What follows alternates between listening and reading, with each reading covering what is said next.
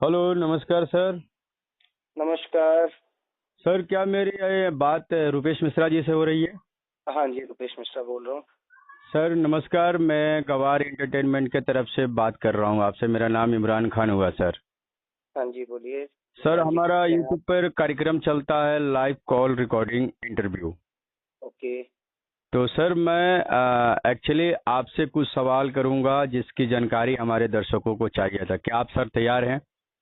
बिल्कुल तैयार है। सबसे पहले तो इमरान जी आपको हार्दिक बधाई, और गवार इंटरटेनमेंट के सभी व्यूअर्स, सभी सुनने वालों को, सभी श्रोताओं को मेरा हर हर महादेव, अस्सलाम वालेकुम।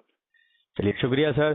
सर, एक्चुअली हम आपसे जानना चाहते हैं। सबसे पहली बात मेरी जो सवाल रहेगी आपसे, सर हमारा सवाल है कि आपने भोजपुरी फिल्म इंडस्ट्री में, मैं देख रहा हूं कि आप काफ़ी सालों से हैं, तो सर मैं ये जानना चाहता हूं और मेरी दर्शक जानना चाहती है कि आप भोजपुरी फिल्म इंडस्ट्री में कब और कैसे इसमें आए, इस लाइन में आए, और मेरे दर्शकों को कुछ बताना चाहेंगे सर? हाँ जी, मैं इस इंडस्ट्री में 2007 में आया था, जी। और तब से मैं स्ट्रगल करना, मेरा स्ट्रगल पीरियड 2007 में शुरू हुआ, जी। जो कि लखनऊ में एक बॉलीवुड फिल्म हो रही थी, सीक्रेट पॉकेट मार, अच्छा अच्छा। जिसमें मुझे इंस्पेक्टर टाल टाल पड़े का कैरेक्टर मिला हुआ था, जी। जो कि किसी कारण फिल्म कंप्लीट होने के बाद भी आज तक रिलीज नहीं हो पाई। जी। और जिसमें नाना पाटेकर थे, नाना पाटेकर सर्स थे, और काफी बड़े बड़े आर्टिस्ट, इंडस्ट्री के बहुत ही फेमस आर्टिस्ट उसमें वर्क कर रहे थे। जी। तो और सर, जहाँ तक एक्चुअली हमें जानकारी है कि आपने भोजपुरी फिल्म इंडस्ट्री में आकर आपने खुद से भी फिल्में बनाई हैं, तो आपको मतलब ये अनुभव कैसा रहा कि मैं खुद से फिल्में बनाऊं, और आपने अदर डायरेक्टर, अदर प्रोड्यूसर के साथ में ना काम करके, बल्कि आपने खुद अपना एक प्रोडक्शन हाउस चालू किए, अपने खुद की फिल्में बनाई अपने बैनर के तले। तो आपको ये मतलब कहाँ से ये माइंड में आया कि नहीं, मैं औरों के साथ नहीं बल्कि अपने खुद के प्रोडक्शन के साथ काम करूंगा ताकि मुझे सफलता मिलेगी, और दर्शकों तक अपना पहचान बनाने के लिए आपको मतलब ये कहाँ तक अच्छा लगा? देखिए इमरान जी, जब मैं इस इंडस्ट्री में आया तो मैं थिएटर किया करता था। जी। थिएटर करते करते मैं इंडस्ट्री में आया 2007 में। जी। जब उस समय मैं दिल्ली में, गुड़गांव में जॉब कर रहा था, जी। तो बगल में एक रंगमंच था, रंगमंच से मैं जुड़ गया था, और रंगमंच में जो नौकरी से बचा हुआ समय मिलता था, मैं उसमें अपना थिएटर और एक्टिंग प्रैक्टिस किया करता था। थिएटर एक ग्रुप बन गया था हम लोग का, जी। उस ग्रुप में मैं कर रहा था। फिर मैं इंडस्ट्री में आया, इंडस्ट्री में आके मैं स्ट्रगल करना पड़ा, और कहीं ना कहीं मैं देखा कि अच्छे अभिनेताओं को, अच्छे टैलेंटेड लोगों को, अच्छे परफॉर्मर को वो जगह नहीं मिलती है जो यहाँ पे चापलूसों को मिल जाती है। अच्छा।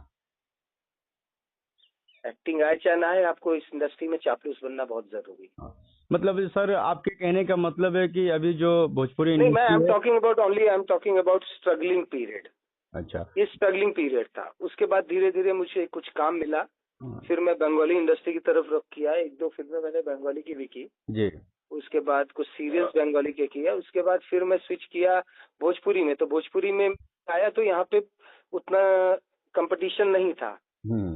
लेकिन यहाँ पे चापलूसी गिरी, ग्रुपबाजी चलती थी। हम्म। तो शायद मेरे अंदर ये कला नहीं है, हम्म। जिसके कारण मैं किसी के साथ ज्यादा टिक नहीं पाया, किसी डायरेक्टर, एक डायरेक्टर के साथ काम नहीं कर पाया। हम्म। और जिसने मुझे काम दिया, मैंने उनको संतुष्ट किया। फिर अच्छा। धीरे धीरे देखते देखते फिर मैं तो जॉब करना छोड़ दिया था, तो मेरे पास सिर्फ एक्टिंग के अलावा और कोई काम नहीं था। अच्छा। अच्छा। तो मैंने कहा क्यों ना मैं भी फिल्म प्रोडक्शन, जब मुझे, मेरी लाइन ही फिल्म है, मैं टोटल फिल्मी आदमी हूँ। मुझे फिल्म की बातें पसंद है, फिल्म के लोग पसंद है, फिल्म की चीजें पसंद है, फिल्म के साथी पसंद है। तो क्यों ना मैं फिल्म का ही बिजनेस क्यों ना करूँ। तो अभी तो मैं तक इस आपने इंडस्ट्री, सर, अभी तक आपने सर कौन कौन सी फिल्म बनाई है? जी मेरी है प्रेम धारा, कोई प्यार न दोबारा, हम्म। और मेरे को प्रोड्यूसर में मेरी थी दीपक दिलदार, प्रियंका पंडित और विनय राणा थे इसमें। जी। कोई प्यार न दोबारा, ये 3 फिल्में हुई है। अभी एक मेरी अनकमिंग 2 है, एक फाइटर वेब सीरीज है जो कि एडिटिंग में कंप्लीट हो चुकी है, हिंदी वेब सीरीज है, हम्म। और बाकी आगे का प्लान चल रहा है। और सर मैंने सुना है कि आपने दिनेश लाल यादव निरहुआ जी के साथ में भी आपने पूर्वांचल एक वेब सीरीज है उसमें भी आपने काम हाँ किया है। जी, मुझे तो बहुत अच्छा लगा दिनेश जी के साथ काम करके, क्योंकि मेरा मानना है कि इस भोजपुरी इंडस्ट्री में अगर किसी इस समय किसी का अगर एक्टिंग में वेरिएंट है जी तो वो है सिर्फ और सिर्फ दिनेश लाल निरहुआ जी। जी। तो मैं यही चीज मेरी दर्शक आपसे जानना चाहती है कि आपने बहुत बड़े बड़े लेवल पे फिल्में भी की हैं, वेब सीरीज की है। तो मेरी दर्शक जानना चाहती है कि जब आप पूर्वांचल कर रहे थे तो आपके साथ जो निरहु जी के साथ जो सीन था, तो वो सीन कर कर आपको निरहु जी के साथ काम कर कर आपका एक्सपीरियंस क्या कहता है, हमारे जरा दर्शकों को बताएंगे। बहुत अच्छा, मैंने बहुत एंजॉय किया, बहुत ही बेहतरीन निर्देशन में काम हुआ था। धीरज पंडित जी उसके निर्देशक थे जी और यशी फिल्म्स के बैनर तले ये वेब सीरीज पूर्वांचल बन रही थी, जी और जो कि आज आज के समय में आप ओटीटी चौपाल में देख सकते हैं पूरी वेब सीरीज। जी तो बहुत अच्छा एक्सपीरियंस रहा उनके साथ काम करके। मैं उनके दोस्त का फ्रेंड का कैरेक्टर कर रहा था। जी चार दोस्तों की कहानी है ये पूर्वांचल पूरी वेब सीरीज, जी कि वो किस तरह से छोटी मोटी चोरी छिनैती करते करते उनकी भिड़ंत होती है शहर के सबसे बड़े डॉन शंकर के भाई से। शंकर के भाई को हम लोग मार देते हैं, गलती से मर जाता है वो, तो फिर हम लोग का जेल जाते हैं, जेल में एक्शन है, फाइट है। उसके बाद फिर कहानी बढ़ती है किस तरह से हम लोग माफियागिरी के उच्च पायदान में पहुंच जाते हैं और शहर के सबसे बड़े माफिया बन जाते हैं। फिर धीरे धीरे कॉन्स्पिरेसी के थ्रू एक एक का मर्डर होना शुरू होता है। तो ये पूरी वेब सीरीज में आप देख पाएंगे। अभी पार्ट 2 भी इसका आना बाकी है। तो जी हाँ दोस्तों, आप देख रहे हैं हमारे साथ रुपेश मिश्रा जी हैं, और जिन्होंने भोजपुरी फिल्में भी बनाई हैं और भोजपुरी फिल्मों में अपना अभिनय का जलवा भी बिखेर चुके हैं।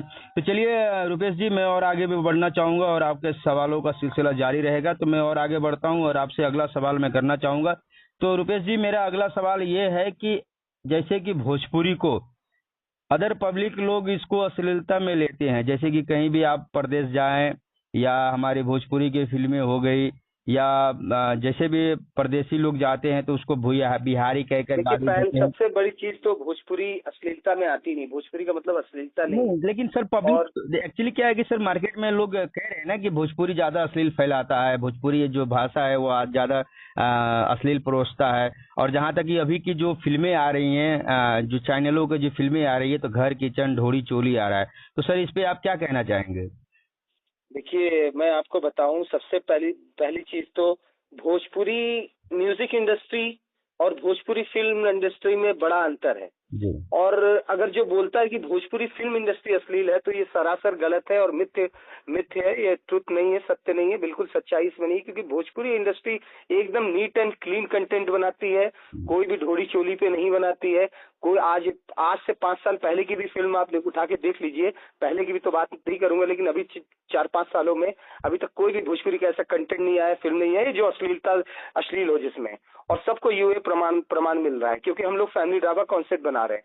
हाँ, बात करते हैं, गौरतलब है ये की बात हम इसके बारे में करेंगे कि भोजपुरी म्यूजिक इंडस्ट्री में कुछ ऐसे तुच्छ मानसिकता के सिंगर्स हैं जो कि अश्लीलता फैला रहे हैं, गंदे गंदे ढोली चोली पे गाना गा रहे हैं, जिसके कारण पूरा भोजपुरी समाज दूषित हो रहा है।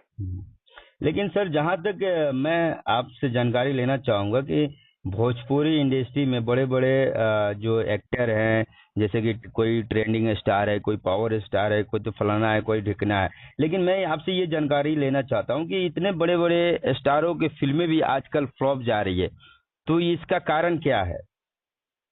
जैसे कि देखिए, खेसारी लाल हो की सकता है, फिल्में आई थी डंस, वो भी फ्लॉप गई। हाँ, उसके बाद जनता में एक पवन जी सिरे का से जो पिक्चर नकारने का आया तो वो भी मतलब फ्लॉप ये है। गया।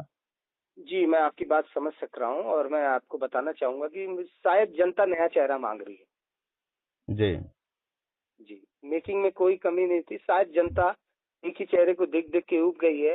अब नए प्रतिभाशील कलाकारों को आना चाहिए इंडस्ट्री में और कमान संभालनी चाहिए भोजपुरी सिनेमा की। जिस तरह से साउथ सिनेमा आज वर्ल्ड वाइड चल रहा है, वैसे हमारा भोजपुरी सिनेमा भी वर्ल्ड वाइड प्रसारित हो, और सर, तो उसके लिए कदम उठाना चाहिए। जी जी जरूर सर। और इसी के साथ साथ मैं एक चीज और जानकारी लेना चाहूंगा कि जहाँ तक लोग कुछ डायरेक्टर और कुछ प्रोड्यूसर लोग किचन घर तक सीमित है, लेकिन उसी में कुछ भोजपुरी इंडस्ट्री के जो डायरेक्टर है जो बड़ा कदम उठा रहे हैं, बड़ा रिस्क ले रहे हैं, ग्राफ भी अच्छा है, कंटेंट भी अच्छा है और नए चेहरे भी हैं।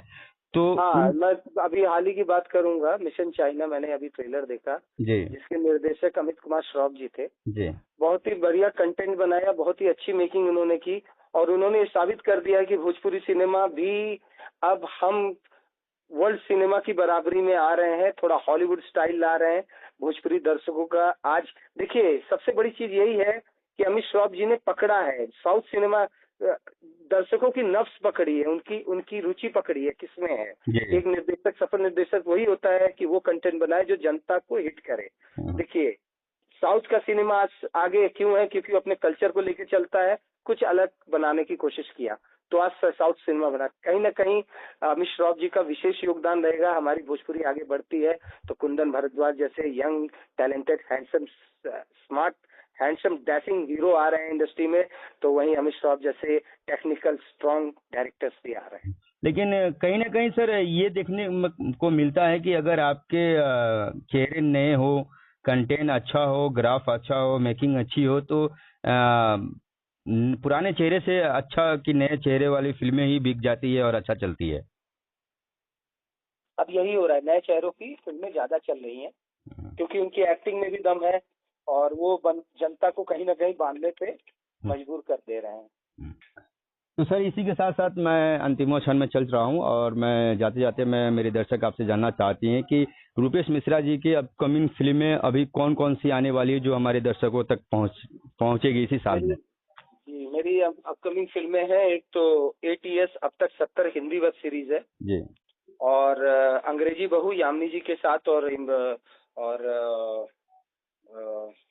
विनीत विशाल जी हैं, यामिनी सिंह जी हैं, जी और बहू का मायका जो कि माही श्रीवास्तव और जय यादव के साथ है। और सर एक चीज और जानना और चाहूंगा अभी कि मैं कुख्यात फिल्म करने जा रहा हूँ, फिर कुख्यात फिल्म कर रहा हूँ जो कि बॉलीवुड मूवी है, एक्शन जोनर की मूवी है, बहुत बड़ी मूवी है।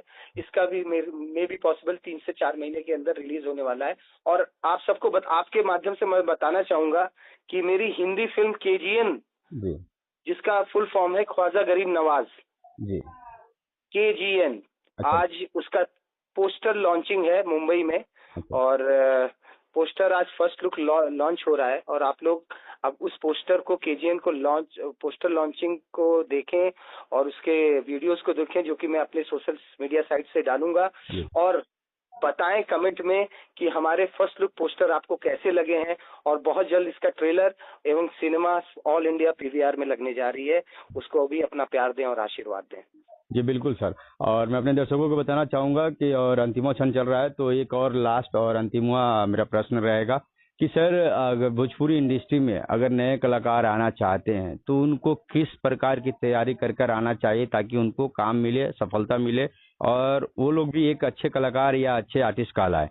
तो उनको क्या करना पड़ेगा सर? अपने माध्यम से कुछ बताना चाहेंगे, अपना एक्सपीरियंस शेयर करना चाहेंगे हमारे नए कलाकारों के साथ? इंडस्ट्री यही कहूंगा, जो नए स्ट्रगलर्स हैं, हमारे छोटे भाई और जो स्ट्रगलर आर्टिस्ट हैं, उन लोगों के लिए यही कहना चाहूंगा कि पहले आप अपने ऊपर काम करें, अपने आप को परिपक्व करें, एक परफेक्ट एक्टर बने, और उसके बाद फिर इंडस्ट्री में आए। आपका स्वागत है।